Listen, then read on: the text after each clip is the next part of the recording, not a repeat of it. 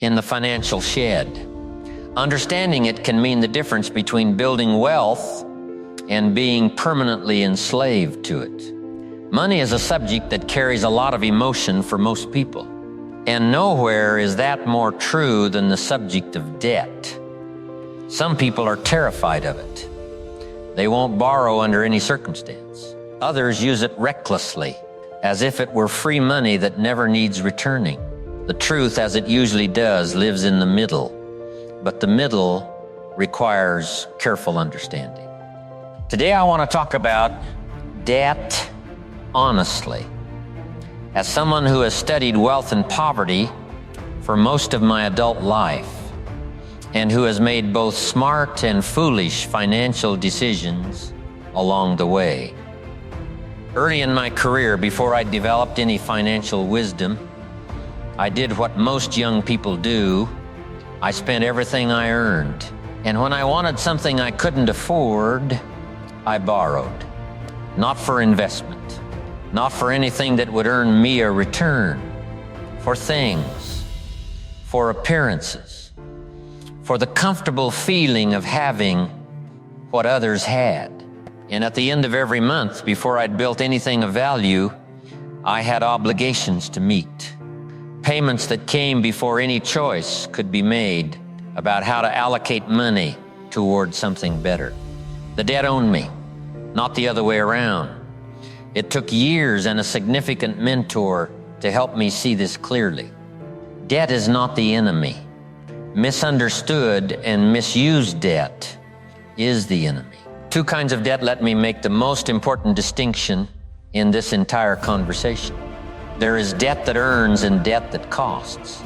Debt that earns is debt used to acquire an asset, something that produces income, appreciates in value, or develops a capability that increases your earning power. A business loan used to expand operations that generates return above the interest rate. That's debt that earns. A mortgage on a property you rent, where the rent covers expenses and produces cash flow. Debt that earns. An investment in education or a skill that directly increases your income. Debt that earns. Debt that costs is debt used for consumption, for things that depreciate the moment you acquire them. The new car on credit, the vacation on a credit card, the clothing, the entertainment, the lifestyle financed before it's been earned. This type of debt doesn't build. It mortgages your future to pay for your present. And the interest you pay on it is the price of impatience. Let me show you something that most people don't stop to calculate. Suppose you carry a $5,000 balance on a credit card at 20% annual interest. If you make minimum payments, say $100 per month, it will take you over 7 years to pay it off. And you'll pay more than $4,000 in interest alone. In other words, a $5,000 purchase cost you $9,000. You paid an 80% premium for the privilege of having it before you could afford it. Now take that same $100 per month and invest it instead. Over the same 7 years, at a modest 8% annual return, you have roughly $11,000. The gap between those two scenarios is not small. It is the difference between building and unbuilding. Here's where I want to speak most directly, because I see this pattern destroy financial potential more than almost anything else.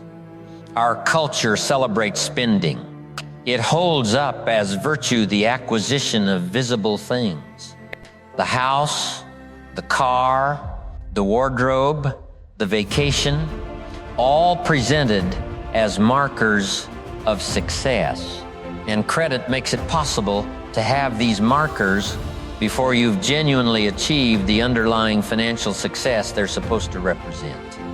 So people live the appearance of wealth while being, in truth, deeply in financial fragility.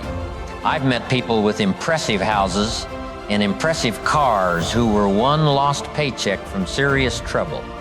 The house wasn't wealth. The car wasn't wealth. They were obligations.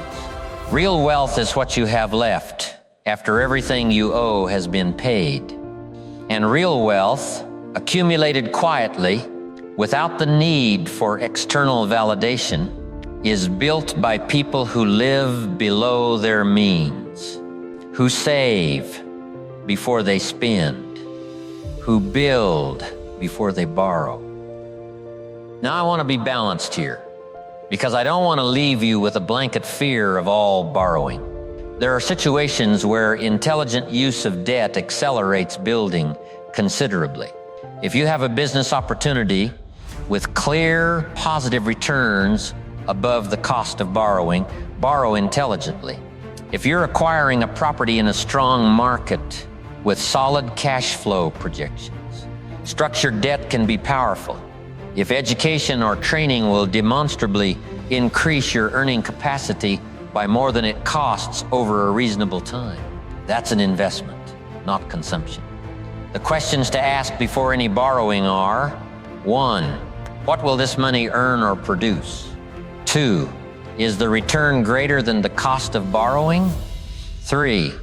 What happens to this obligation if my income disrupts? If you can answer those 3 questions confidently and honestly, you're in the realm of intelligent borrowing. If you can't, you're in the realm of wishful thinking.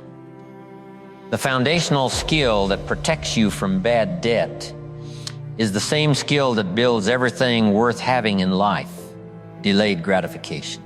The ability to say not yet to a want so that you can say yes to what truly matters later.